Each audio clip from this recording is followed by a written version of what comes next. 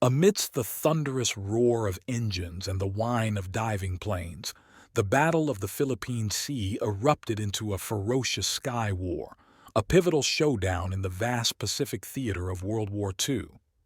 In this gripping tale of heroism and high stakes, witness the legendary F6F Hellcats as they slice through a ballet of death, their guns blazing in a fierce fight for air superiority. Experience the adrenaline and danger as skilled pilots engage in a deadly dance over the turbulent waves, where split-second decisions mean the difference between victory and oblivion. Brace yourself for a riveting journey into the heart of aerial combat, where courage meets chaos in the skies of the Pacific. In the vast expanse of the Pacific Ocean, a pivotal moment was brewing that would forever alter the course of World War II. It was June 1944, and the strategic importance of the Mariana Islands had drawn the attention of both the United States and Imperial Japan. These islands were not just mere specks of land in the vast ocean. They were the keys to controlling the Pacific, a crucial stepping stone for America's island-hopping campaign aimed at bringing the war to Japan's doorstep. At the heart of this impending confrontation were the formidable F6F Hellcats, poised on the decks of American aircraft carriers. These aircraft, the latest in naval aviation technology, were about to face their most significant test. In the hands of skilled pilots like Lieutenant Michael "Maverick" Harris, these Hellcats were not just machines of war, they were the embodiments of American resolve and technological prowess. As the sun set on the eve of the battle, Admiral Raymond Spruance, commanding the U.S. Fifth Fleet, stood on the bridge of the USS Indianapolis.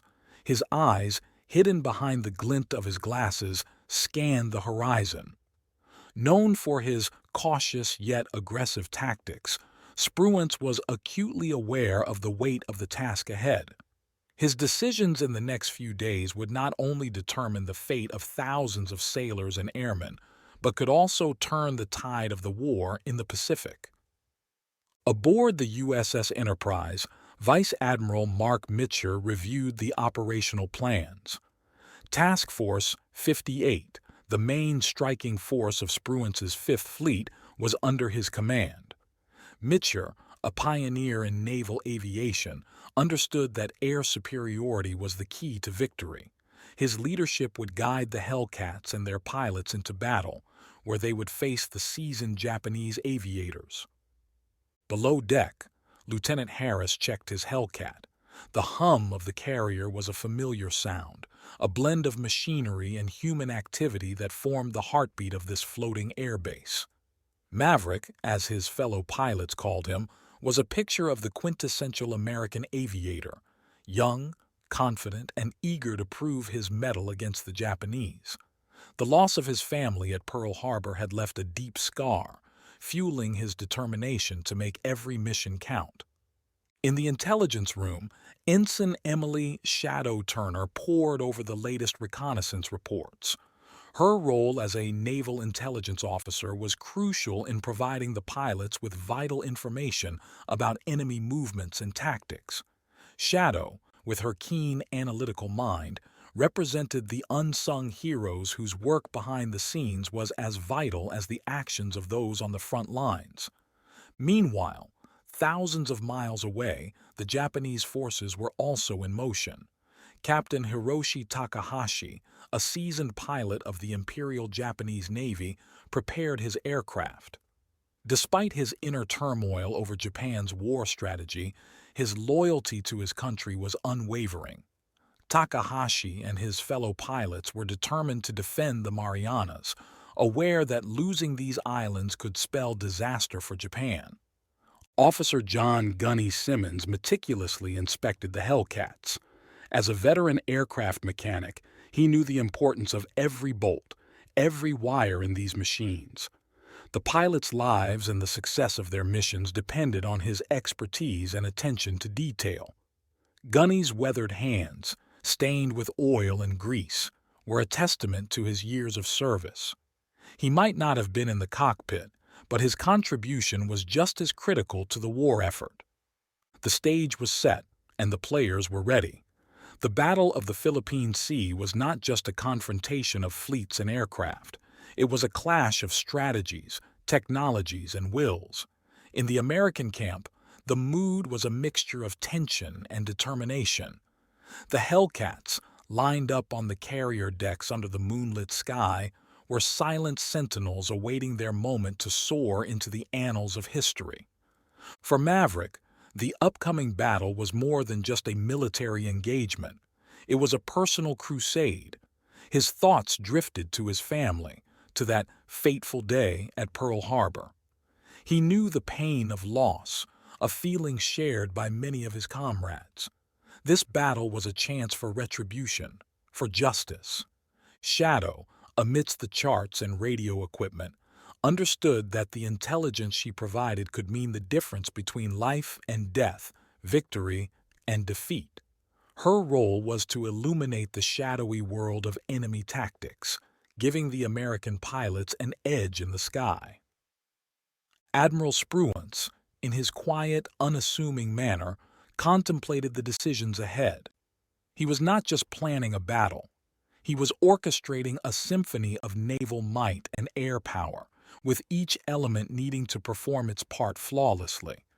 And in the heart of the Pacific, the sea itself seemed to wait in anticipation. The Battle of the Philippine Sea, soon to be etched in history as one of the largest naval battles of World War II, was on the horizon. The fate of the Marianas, and perhaps the war in the Pacific, hung in the balance. The Hellcats and their pilots were about to be tested in the crucible of combat, ready to make life hell for the Japanese pilots and change the course of the war. The F6F Hellcat, the United States Navy's newest fighter, stood on the deck of the USS Enterprise, sleek and menacing under the Pacific sun. It was more than just an aircraft. It was a symbol of American ingenuity and determination, designed to wrest air superiority from the Japanese Zero, which had dominated the skies in the early years of the war. Lieutenant Michael "Maverick" Harris walked around his Hellcat, his eyes tracing its lines with a mixture of respect and fondness. The Hellcat was known for its ruggedness, speed, and firepower, a deadly combination that made it the nightmare of Japanese pilots. Maverick had trained extensively in this aircraft, pushing it to its limits, understanding every nuance of its behavior.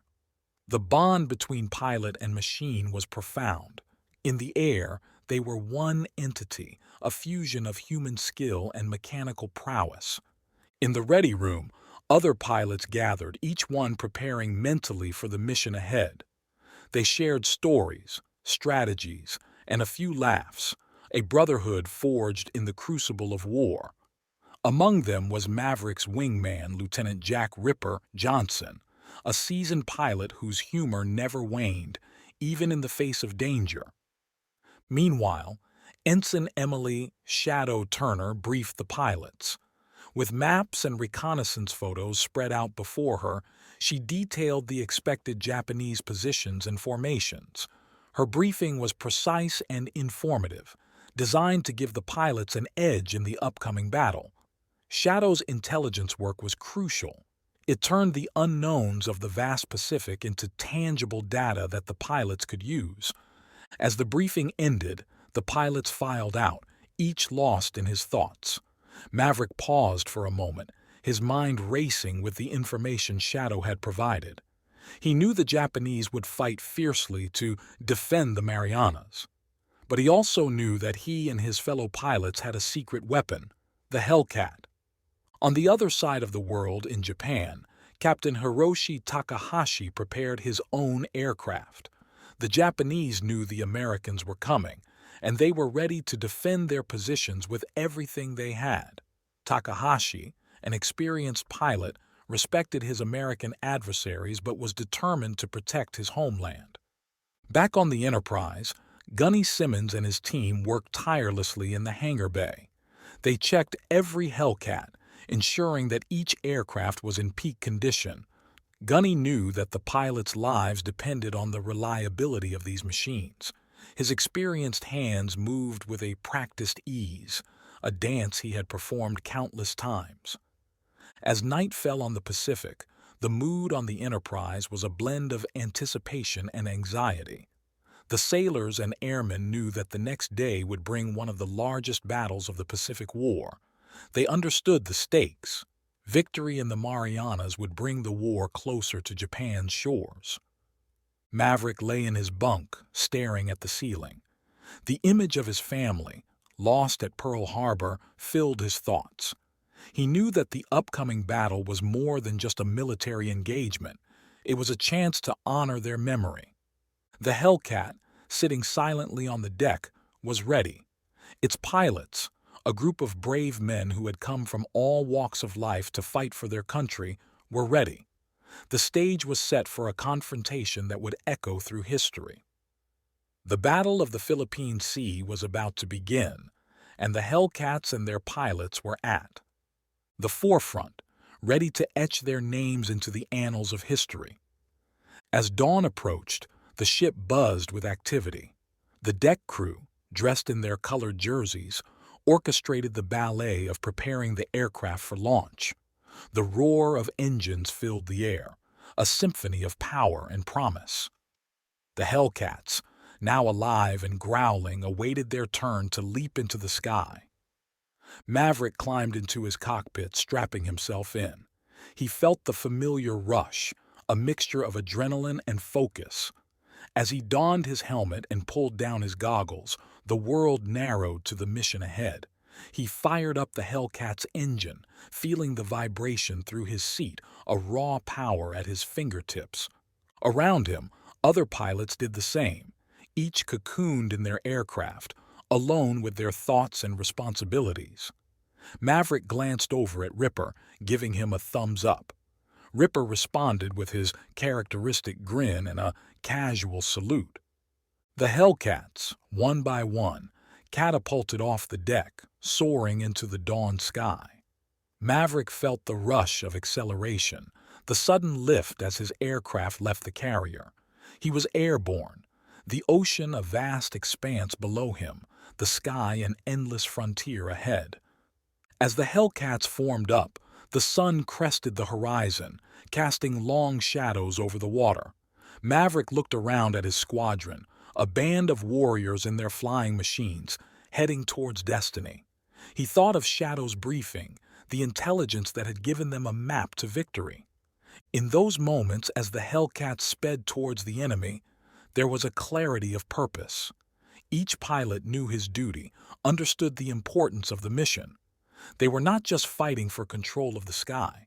They were fighting for their comrades on the ground, for their families back home, for a world free from tyranny. The Battle of the Philippine Sea, a clash of titans in the vast Pacific theater, was underway. The Hellcats, with Maverick and his comrades at the controls, were about to face their greatest challenge. In the hours to come, their courage, skill, and the might of the Hellcat would be tested against the determined defense of the Japanese forces. The fate of the Marianas, and perhaps the outcome of the war in the Pacific, hung in the balance.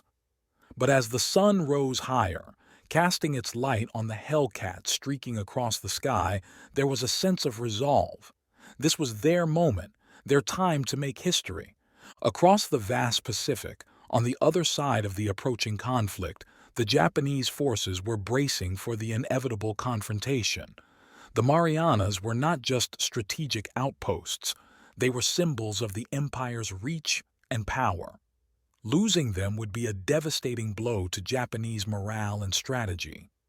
In Tokyo, Japanese military leaders pored over maps and reports, contemplating their next move.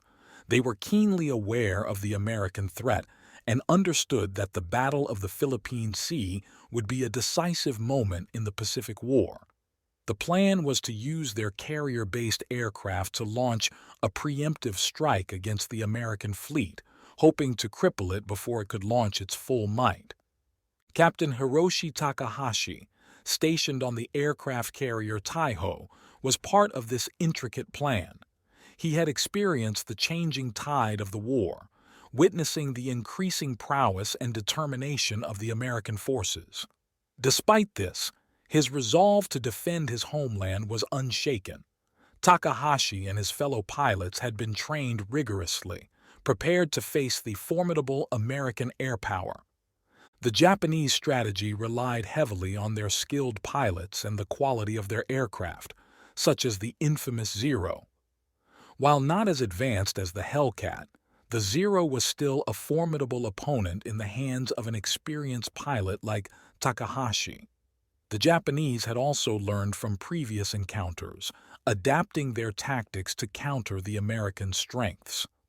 On the eve of the battle, the atmosphere among the Japanese forces was tense but focused. They understood that the odds were against them, but the samurai spirit, the Bushido code, still drove them. There was a sense of duty and honor in defending their nation, a resolve that was palpable among the ranks.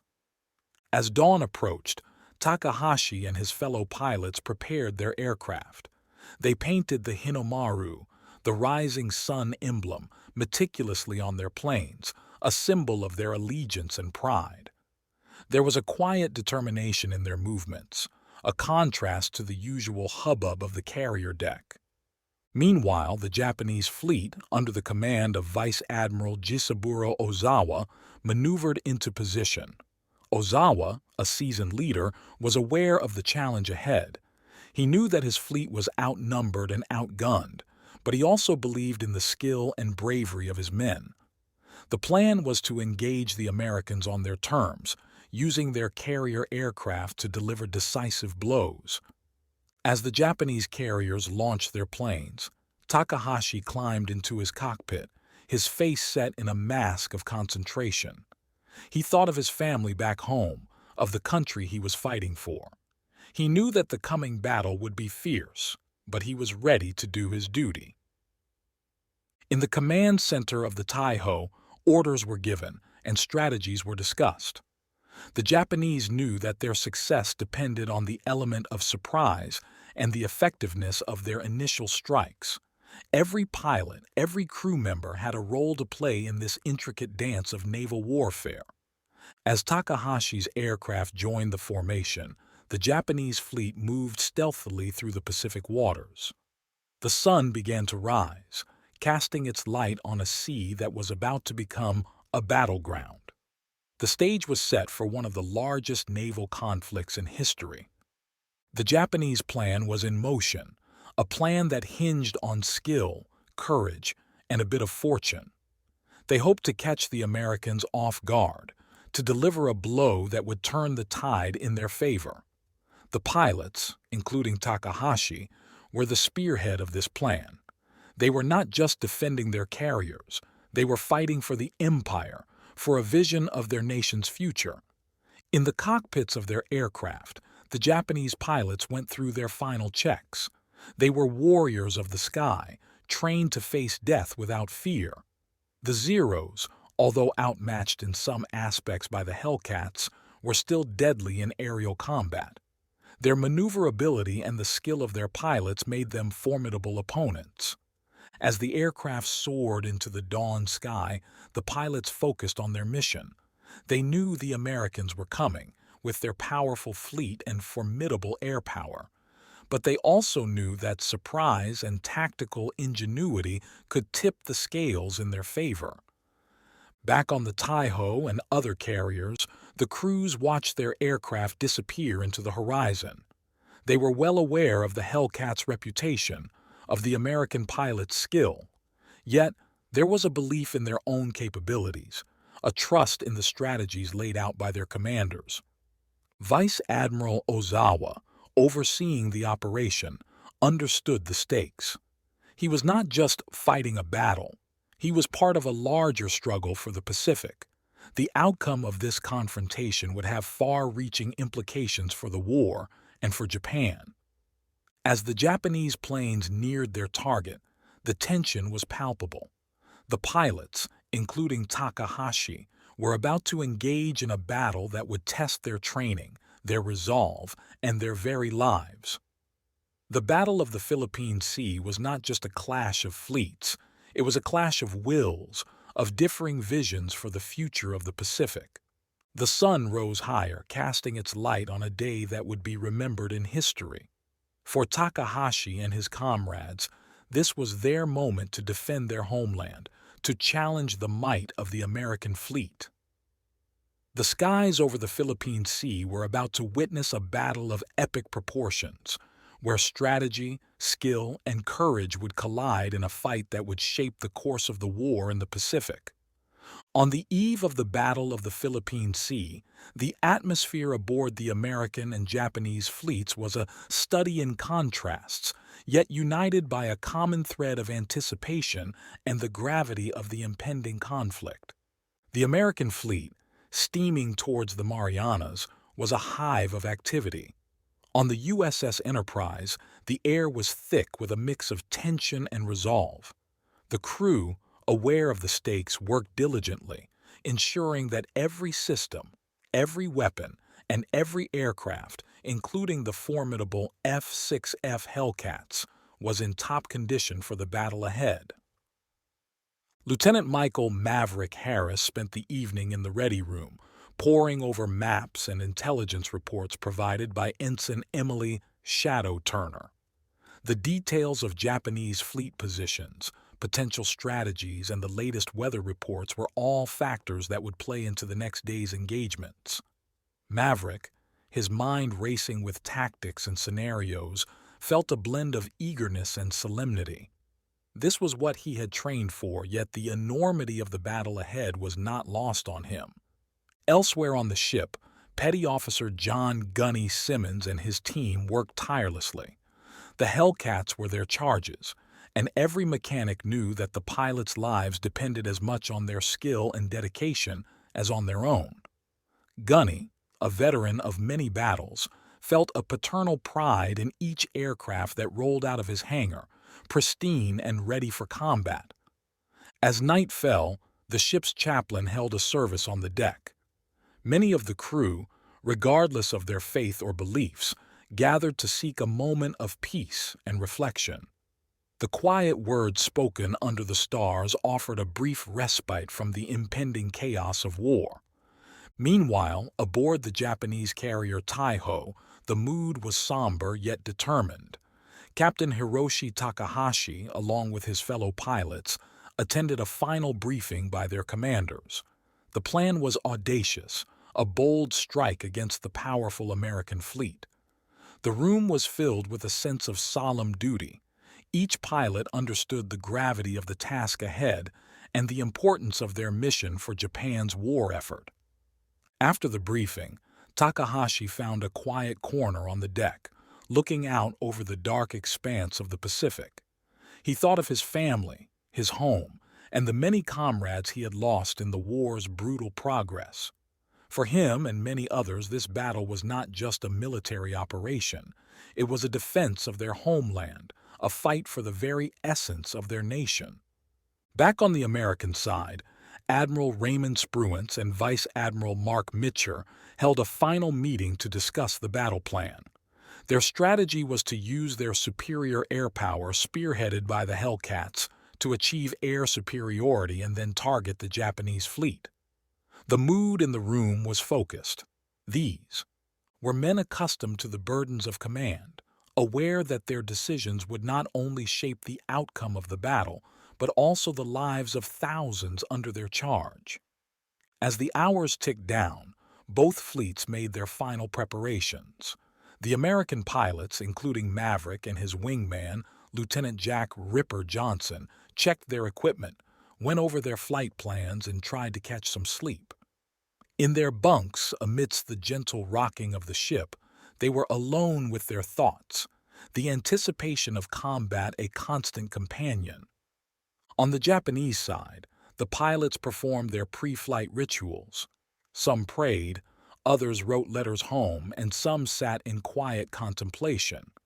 Takahashi, a skilled pilot revered by his peers, took a moment to sharpen his family's heirloom sword, a symbolic act linking him to his samurai ancestors.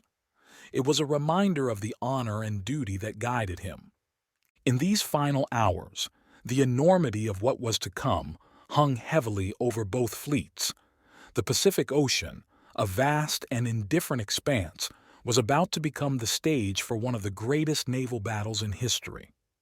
The Battle of the Philippine Sea, also known as the Great Mariana's Turkey Shoot, was on the brink of unfolding, a confrontation that would significantly impact the trajectory of the Second World War in the Pacific.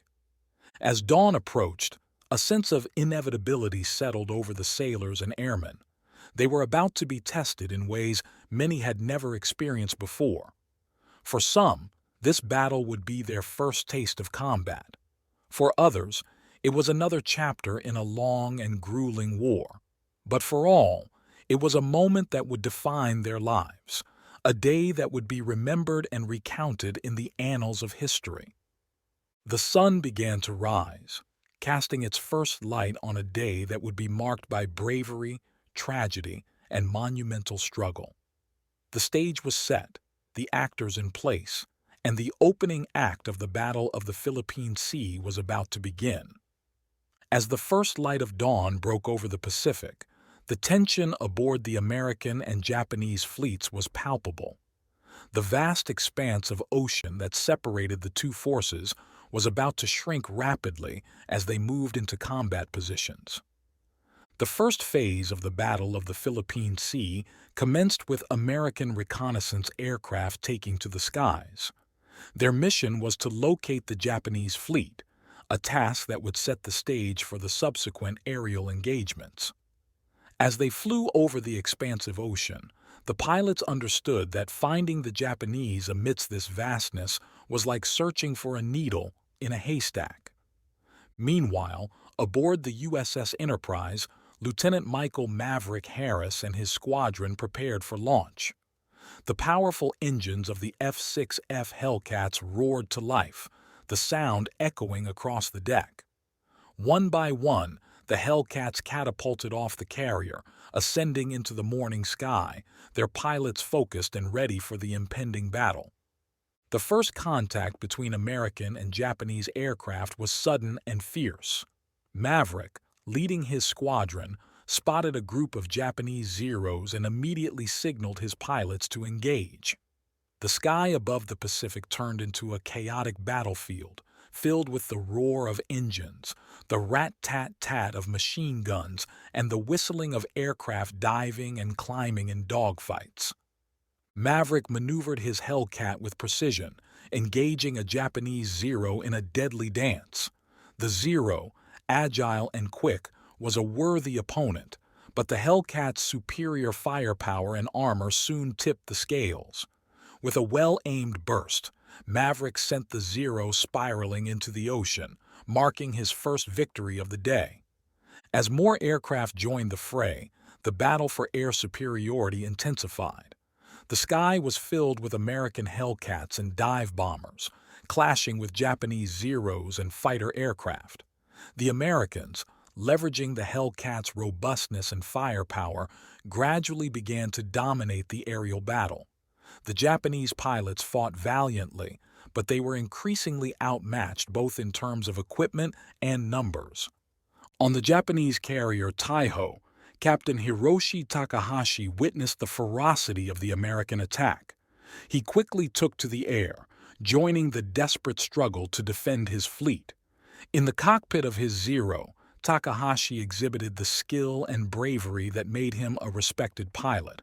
He engaged several Hellcats, downing one with a precise maneuver, but the relentless pressure from the American aircraft was overwhelming.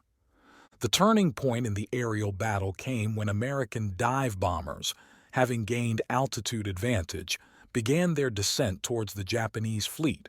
The Japanese carriers, focused on launching and recovering planes, were vulnerable.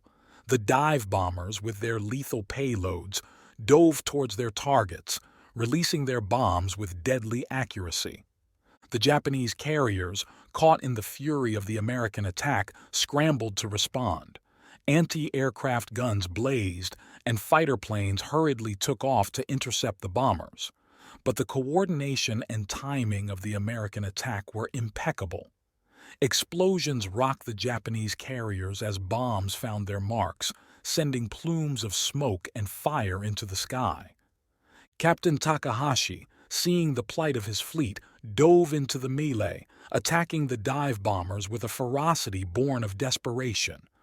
His Zero darted through the chaos, evading the defensive fire of the American planes, all while trying to protect his carrier. Despite his efforts and the bravery of his fellow pilots, the overwhelming strength of the American forces began to tell. The Hellcats, now in control of the skies, provided cover for the dive bombers and attacked any Japanese aircraft that dared to challenge them. Maverick, leading his squadron with skill and courage, became a guardian angel for the bombers. His Hellcat bore the scars of the battle, but he pressed on, determined to see the mission through. Below, on the decks of the USS Enterprise and other American carriers, the scene was one of controlled chaos. Crews worked feverishly to rearm and refuel the returning aircraft, sending them back into the fight as quickly as possible. Gunny Simmons and his team were in the thick of it, ensuring that every Hellcat was ready for its next sortie. As the day wore on, the toll of the battle became evident. The ocean was dotted with debris and oil slicks, the remnants of downed aircraft and damaged ships. Japanese carriers, hit hard by the American bombers, struggled to maintain operations, while their air power dwindled under the relentless assault of the Hellcats. In the skies, the dogfights continued, but the outcome was increasingly clear. The American pilots, supported by superior numbers and equipment, were winning the day. The Japanese, despite their skill and determination, were being pushed back, their losses mounting. As the sun began to set on the first day of the Battle of the Philippine Sea, the American fleet had achieved a significant victory. They had wrested control of the skies from the Japanese, a crucial first step in dominating the battle. The Hellcats had proven their worth, not just as machines of war but as symbols of American resolve and capability. On the deck of the USS Enterprise, Maverick landed his Hellcat, weary but victorious. He and his fellow pilots had faced the enemy and emerged triumphant. But the battle was not over yet. The coming days would bring more challenges, more fighting. Yet the events of this day had set the stage for the eventual American victory in the Philippine Sea, a victory that would have far-reaching consequences for the rest of the Pacific War. As night fell, both fleets took stock of the day's events. The Americans, buoyed by their success, prepared for the next phase of the battle. The Japanese, battered but not broken, planned their next moves, aware that the fight for the Marianas was far from over. The Battle of the Philippine Sea, a clash of titans on the vast Pacific stage, had only just begun. As dawn broke on the second day of the Battle of the Philippine Sea, the outcome of this colossal encounter was still in the balance. The first day had seen the American forces, particularly the pilots of the F6F Hellcats, gaining a significant upper hand. But the Japanese, known for their resilience and tactical ingenuity, were far from defeated. The morning brought with it a flurry of activity and critical decision-making. Admiral Raymond Spruance, recognizing the advantage gained in air superiority, ordered a continuation of the aggressive push against the Japanese fleet. Vice Admiral Mark Mitcher, commanding Task Force 58, coordinated the launch of another wave of aircraft, determined to capitalize on the previous day's successes. Meanwhile, aboard the Japanese carrier Taiho, the mood was grim but determined. Despite the heavy losses, Vice Admiral Jisaburo Ozawa was not ready to concede defeat. He ordered a counterattack, hoping to surprise the American fleet and turn the tide of the battle. The Japanese counterattack, though spirited, faced immediate challenges. The Hellcats, vigilant and dominant in the skies, intercepted the Japanese aircraft as they approached the American fleet. Maverick, leading his squadron, engaged the enemy with a ferocious intensity. The aerial combat was fierce, with both sides suffering losses, but the superior training and tactics of the American pilots began to tell. As the battle raged in the skies, a crucial development unfolded. American submarines, positioned strategically around the Japanese fleet, had found their targets. The carrier Taiho, the pride of the Japanese fleet and the flagship of Ozawa, was struck by torpedoes from the USS Albacore. The damage was catastrophic, leading to a series of internal explosions that would eventually sink the ship. This loss was a devastating blow to the Japanese, both materially and morally. The sinking of Taiho symbolized the shifting balance of power in the Pacific. It was a testament to the multifaceted approach of the American forces, combining air, sea, and submarine tactics to devastating effect. Back in the skies, the Hellcats continued to assert their dominance. They provided cover for American bombers and torpedo planes as they made their runs against the Japanese carriers and ships. Maverick, in the thick of the battle, displayed exceptional skill and bravery, downing several enemy aircraft and protecting his fellow pilots. The Japanese, despite their valiant efforts, were overwhelmed. Their aircraft, outclassed by the Hellcats and dwindling in numbers, struggled to make an impact. The American strategy of relentless pressure was working, slowly but surely grinding down the Japanese resistance. As the day progressed, the tide of the battle turned decisively in favor of the Americans. The Japanese fleet, having lost several carriers and many of their aircraft, was in disarray. Vice Admiral Ozawa, facing an untenable situation, made the difficult decision to withdraw. It was a retreat that marked the beginning of the end of Japanese naval supremacy in the Pacific. On the American side, the mood was one of cautious optimism. They had inflicted significant damage on the Japanese fleet, a victory that would have far-reaching implications for the Pacific War. The Hellcats had proven to be the deciding factor, their performance in the battle a testament to American engineering and pilot skill. Set on this pivotal day, the crews aboard the American fleet took a moment to reflect on their achievements and the cost at which they came. The deck of the USS Enterprise was a scene of mixed emotions. Triumph over the day's success was tempered by the loss of comrades. Maverick, standing on the deck, watched as the sun dipped below the horizon. He thought of the friends he had lost, the enemy pilots he had faced, and the uncertain future that lay ahead. The victory was significant, but the war was far from over. The Hellcats, lined up on the deck, bore the scars of battle, each one a silent testament to the day's fierce fighting. In the command center, Admiral Spruance and Vice Admiral Mitcher reviewed the day's events. The success of the Hellcats and the entire fleet had exceeded their expectations, but they were experienced enough to know that war was unpredictable. Plans were already being made for the next phase of the campaign, taking advantage of the weakened state of the Japanese fleet. The Battle of the Philippine Sea, now turning in favor of the Americans, had altered the landscape of the Pacific War. The Japanese, once the dominant naval power in the Pacific, were reeling from the loss of ships, planes, and, crucially, trained pilots. The American strategy of combined air and sea power had proven effective, showcasing the importance of air superiority in modern naval warfare.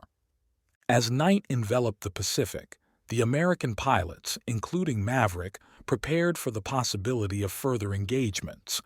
But the mood was different now. The fear and uncertainty of the previous day had given way to a quiet confidence. The Hellcats had made their mark on the battle, on the war, and on the lives of those who flew and maintained them. The Battle of the Philippine Sea would go down in history as a decisive American victory, a turning point in the Pacific War. It was a testament to the skill and bravery of the pilots, the quality of the aircraft, and the strategic acumen of the commanders. The Hellcats had indeed made life hell for the Japanese pilots, changing the course of the war in the skies over the Pacific. The Battle of the Philippine Sea, now etched in history as a decisive turning point in the Pacific theater of World War II, had come to an end. The aftermath of this colossal encounter was a testament to the shifting tides of war. In the wake of the battle, the American and Japanese fleets took stock of their losses and gains.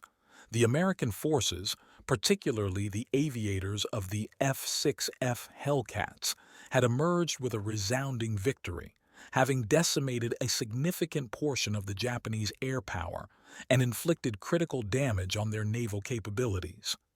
The Japanese fleet suffered devastating losses, including several aircraft carriers and hundreds of aircraft. Most importantly, they lost a large number of their experienced pilots, a blow from which they would never fully recover. The strategic implications of these losses were profound, signaling a diminishing ability for Japan to project air and naval power in the Pacific. The success of the American forces was in no small part due to the performance of the F6F Hellcats. These aircraft had proven their superiority over the Japanese Zeros, changing the dynamics of air combat in the Pacific. The Hellcats had not only demonstrated their prowess in dogfights, but had also provided effective cover for American bombers and torpedo planes, contributing significantly to the attacks on the Japanese fleet.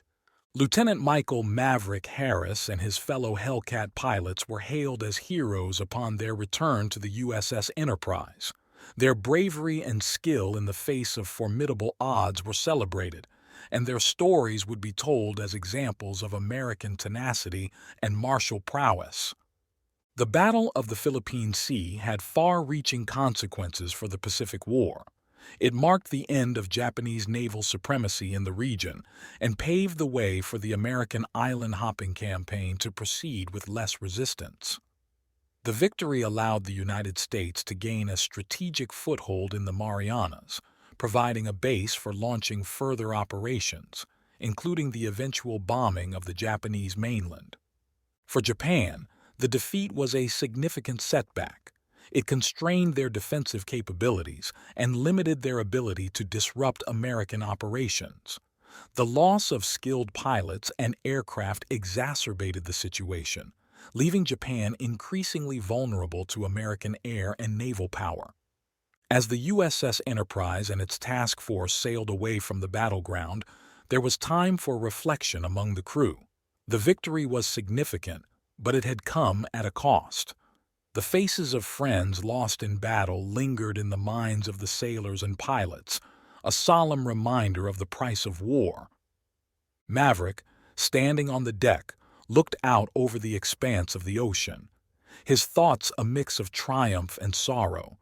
He thought of the enemy pilots he had faced, warriors who had fought for their country just as he had. The war had brought them together in a deadly dance, and now it had pulled them apart, leaving a trail of destruction in its wake. The F6F Hellcats, lined up on the deck of the carrier, were silent witnesses to these reflections. They had served as more than just machines of war. They were instruments of change in the Pacific conflict. The legacy of the Hellcats and their pilots would be remembered as a key factor in shifting the balance of power in World War II. In the days following the battle, stories of the Hellcats' triumph circulated among the fleet. Gunny Simmons and his maintenance crew received accolades for their tireless work, ensuring that each aircraft was battle-ready.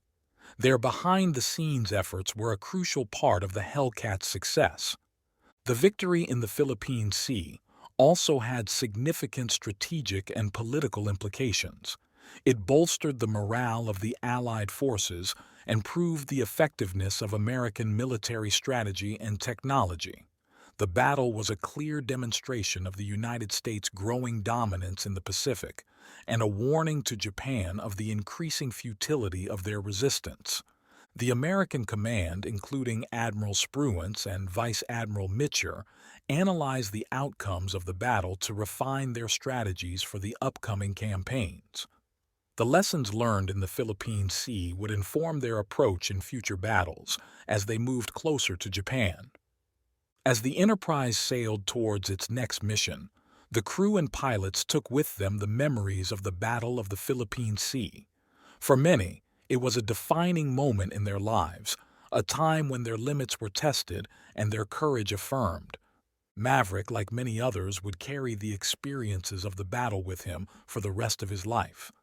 The joy of victory was tempered by the loss and destruction he had witnessed. The war was still far from over and more challenges lay ahead, but the Battle of the Philippine Sea would remain a pivotal moment in his military career and in the broader context of the Pacific War. The battle had ended, but its impact would resonate through the remaining years of the war and beyond. It was a stark reminder of the power and cost of conflict, and a testament to the bravery and sacrifice of those who fight in the name of their country. The Philippine Sea, once a tranquil expanse of water, had become a chapter in the annals of history, marked by the courage and resolve of the men who fought in the skies above it. The Battle of the Philippine Sea, a critical juncture in the Pacific theater of World War II, left an indelible mark on the course of the war and the lives of those who participated in it. As the USS Enterprise and its task force sailed away from the battleground, the echoes of the conflict resonated not just in the immediate aftermath, but also into the future, shaping the legacy of this pivotal encounter. For Lieutenant Michael "Maverick" Harris and his fellow pilots, the battle was a moment of both personal and collective triumph. They had faced an imposing enemy and emerged victorious, solidifying their place as key contributors to the Allied war effort. Maverick, who had joined the war driven by a personal quest for retribution, found a deeper understanding of his role in this vast conflict. The sky battles over the Philippine Sea were not just about avenging past losses, but about securing a future of peace. Petty Officer John "Gunny" Simmons and his maintenance crew, often unsung heroes of the conflict, gained a renewed sense of pride in their work. Each Hellcat that returned safely was a testament to their skill and dedication. The bond between the ground crew and pilots was strengthened, a mutual respect forged in the fires of combat. The F6F Hellcat, the aircraft that had proven so decisive in the battle, etched its name in the annals of military aviation history. Its dominance in the skies over the Philippine Sea was a clear demonstration of American technological advancement and industrial might. The Hellcat would be remembered not just as a machine of war, but as a symbol of American ingenuity and resilience. Strategically, the Battle of the Philippine Sea was a turning point in the Pacific War. It crippled Japanese naval aviation, significantly reducing their ability to wage an effective offensive war in the Pacific. The victory paved the way for the American island-hopping campaign to proceed with reduced opposition, bringing the war ever closer to Japan's doorstep. The implications of the battle extended beyond the immediate military outcomes. It influenced the post-war world, shaping the geopolitical landscape of the Pacific region. The weakening of Japanese naval power was a precursor to the eventual Allied victory in the Pacific, and significantly impacted Japan's role in the global arena post-World War II. As the war progressed, the participants of the Battle of the Philippine Sea, both American and Japanese, continued their personal journeys. Maverick, like many others, would go on to participate in more battles, but the Philippine Sea remained a defining moment in his life. It was a reminder of the sacrifices made and the cost of war. For the Japanese pilots, including Captain Hiroshi Takahashi, the battle was a moment of reflection on the path their nation had taken. The loss was a bitter pill, but it also brought an understanding of the limits of military power and the need for a different approach in international relations. In the years following the war, the Battle of the Philippine Sea was memorialized in various forms. Museums, books, and films depicted the heroics of the pilots and the strategic significance of the battle. Veterans' reunions and commemorative events were held, bringing together those who had experienced the battle firsthand, each with their own story to tell. The enduring lessons of the Battle of the Philippine Sea resonated through subsequent generations. It served as a case study in military strategy, air-naval coordination, and the importance of technological superiority in warfare. The battle also highlighted the human aspects of war, the bravery, the sacrifices, and the camaraderie forged under fire. As the world moved into the post-war era, the impact of battles like the Philippine Sea became evident. They had not only shaped the outcome of World War II, but also the political landscape that emerged thereafter. The battle underscored the importance of air power in modern warfare, a lesson that would influence military tactics and strategy in the years to come. As an older maverick reflected on the battle years later, he thought about the young men who had flown with him, some of whom did not return. He remembered the roar of the Hellcats' engines, the adrenaline of dogfights, and the relief of safe landings. These memories were a reminder of the cost of freedom and the price paid by those who defend it. In the grand tapestry of World War II, the Battle of the Philippine Sea was a crucial thread, woven with the courage and determination of those who fought in it. Its legacy would endure, a chapter in history that exemplified the resolve and sacrifice necessary to overcome tyranny. As the sun set on a peaceful ocean, decades after the battle, the waves whispered tales of the Hellcats and their pilots. They spoke of a time when the fate of nations was decided in the skies, and where the course of history was altered by the brave few who soared above the Pacific.